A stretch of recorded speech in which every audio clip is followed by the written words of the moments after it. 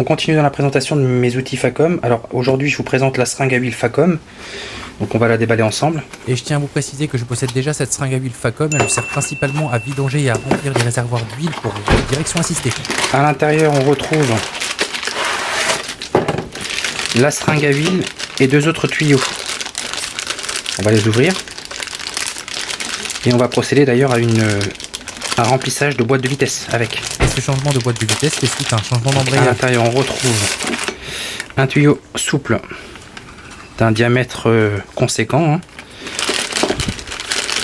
Une petite tige métallique très pratique, hein, pour pouvoir mettre à l'intérieur des réservoirs, et une autre section, sachant que la petite tige rentre également à l'intérieur des deux tubes. On observe également que le tube s'insère parfaitement au niveau des deux tuyaux. Ça va être très pratique pour l'insérer à l'emplacement du bouchon de remplissage au niveau de la boîte de vitesse par exemple. On va pouvoir faire un montage. L'explication de cette présentation de la seringue à huile Facom réside tout simplement dans le fait que cette seringue à huile ne fuit tout simplement pas, même à la longue. Je vais d'ailleurs vous présenter dans une prochaine vidéo une autre seringue à huile que j'utilise également, qui a une spécificité, contrairement à celle-ci, c'est qu'elle est à aspiration et à refoulement. Ça c'est vraiment parfait pour vider beaucoup plus rapidement un réservoir par exemple. Voilà, la seringue.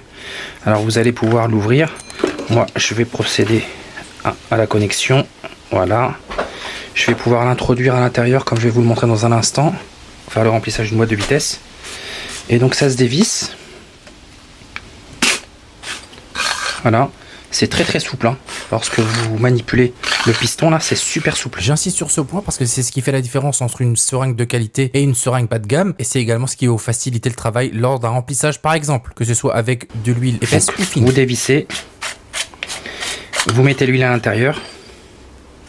Voilà comment ça se présente. Alors c'est très bien lubrifié par contre.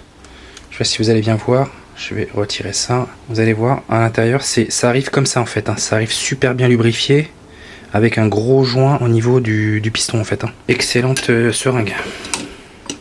Je vais vous montrer à l'intérieur. Je sais pas si vous allez bien voir à l'intérieur. Voilà. Donc on va retirer le gras avant de mettre l'huile. C'est parti. Enfin, quand je parle de gras, je veux dire la graisse qui est à l'intérieur de la seringue, bien sûr. Alors, pour ce qui est du remplissage de vos boîtes de vitesse, je vous demanderai de bien respecter les préconisations constructeurs, à savoir l'indice de viscosité à chaud et à froid.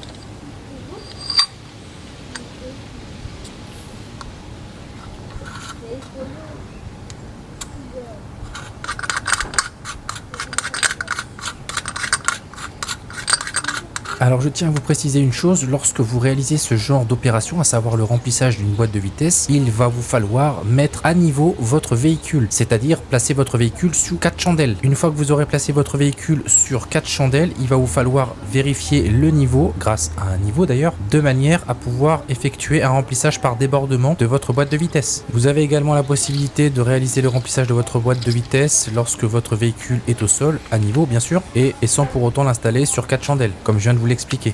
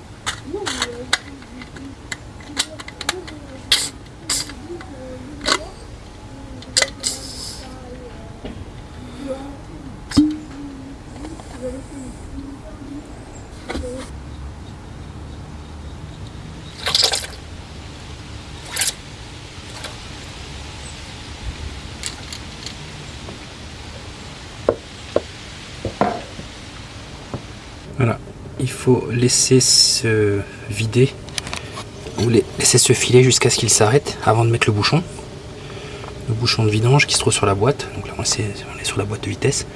Donc on va laisser tranquillement le niveau se faire.